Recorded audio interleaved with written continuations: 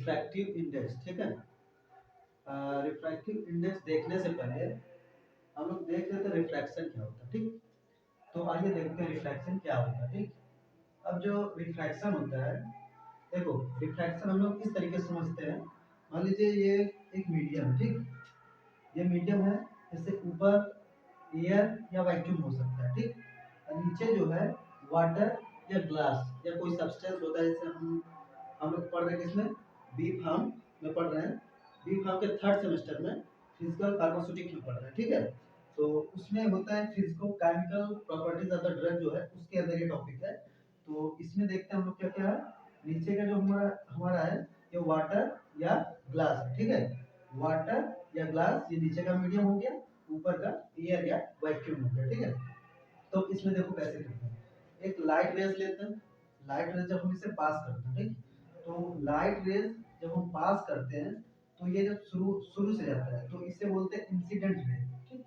इसे क्या बोलते हैं, इंसिडेंट रे। जब ये कहाँ से पास हो रहा है, एयर से पास हो रहा है, ठीक। अब एयर से पास हो रहा है, कहाँ जा रहा है, वाटर या ग्लास में जा रहा है, ठीक है। अच्छा, वाटर का मीडियम जो है ऊपर का एयर है। अच्छा, एयर का मीडियम, ये वाटर का मीडियम से हल्का होता है, यानी कि उसकी विस्कोसिटी कम होगी या उसकी डेंसिटी कम होगी, ठीक है। अच्छा, एयर हल्का है, नीचे आया वाटर में, जब वाटर में आया तो ये उससे ज़्यादा डेंस है, ठीक है। जब उससे ज़्यादा डेंस है तो ये जो मतलब रेज है, ये जो रेज आ रही यहाँ से थोड़ा मुड़ जाता है, ठीक। और जब ये मुड़ जाता है, इसी को यहाँ पर क्या बोलते हैं, रिफ्रैक्शन है, ठीक।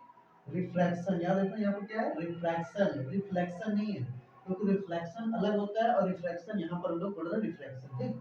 तो यहाँ से जब इंसिडेंट रेज आती है और यहाँ वाटर पे, जब वाटर के सरफेस से पड़ता है, अब वहां से ये मुड़ जाता है, ठीक है।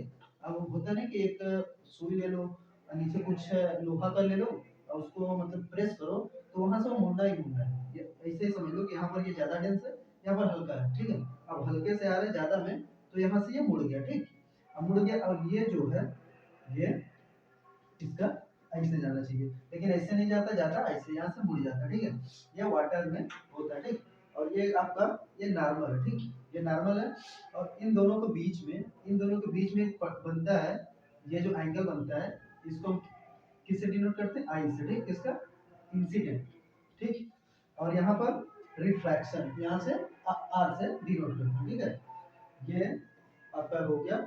और ये जो रिफ्रैक्शन है, रिफ्रैक्शन को क्या बोलते हैं, दूसरे नाम से ऑप्टिकल डेंसिटी के नाम से जानते हैं, ठीक है। रिफ्रैक्शन को ऑप्टिकल डेंसिटी के रूप में जानते हैं। यहाँ पर इसको डिनोट कैसे करते हैं, इसको हम डिनोट एन से करते हैं, ठीक है।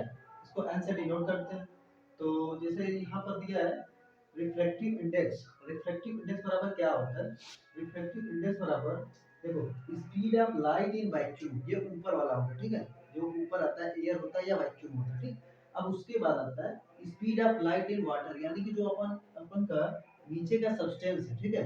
जो अपना सब्सटेंस रहेगा, कोई ड्रग जो मीडियम में रहेगा, वो होता है यहाँ पर वाटर या ग्लास या वाटर, वाटर या ग्लास, या यहाँ पर सब्सटेंस बोल सकते हैं, ठीक है। यहाँ पर सब्सटेंस बोल सकते हैं, ठीक। यहाँ पर वैक्यूम और एयर, ये दोनों फिक्स रहेगा, मतलब एयर हमेशा फिक्स रहता है, किसमें, एब्सोल्यूट में, किसमें, एब्सोल्यूट में। ये दो टाइप्स के होते हैं, एक एब्सोल्यूट होता है, एक रिलेटिव होता है, ठीक है। एब्सोल्यूट में हमेशा एयर ऊपर फिक्स रहेगा, ठीक है।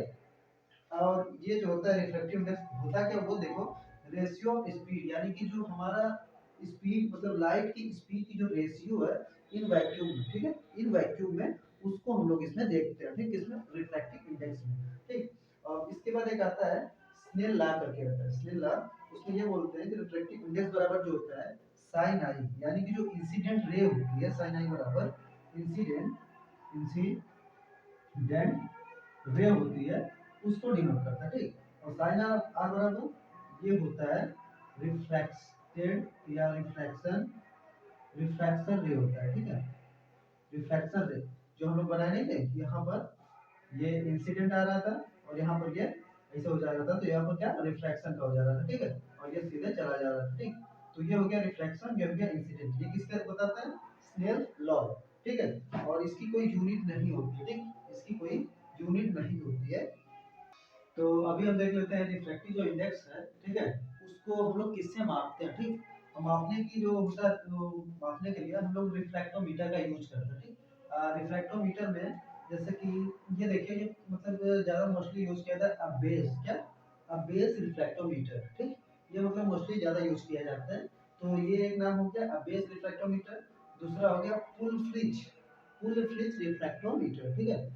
और तीसरा हो गया वी ब्लॉक रिफ्रैक्टोमीटर, ठीक। तीसरा हो गया वी ब्लॉक रिफ्रैक्टोमीटर, और चौथा हो गया इमर्सन रिफ्रैक्टोमीटर, ठीक है। ये तीन चार हैं जो ये रिफ्रैक्टोमीटर है, ये क्या मापते हैं, रिफ्रैक्टिव इंडेक्स, ठीक। और रिफ्रैक्टिव इंडेक्स का जो एप्लीकेशन वो तो होता है, वो देख लेते हैं क्या होता है, ठीक है। पहला होता है सब्सटेंस आइडेंटिफिकेशन, यानी कि जो हमारा सब्सटेंस है उसको आइडेंटिफाई करने में काम आता है, ठीक है, कि वो अच्छा है कि नहीं अच्छा है। यहाँ पर देखो प्योरिटी ऑफ सब्सटेंस, यानी कि उसकी प्योरिटी चेक करने में काम आता है।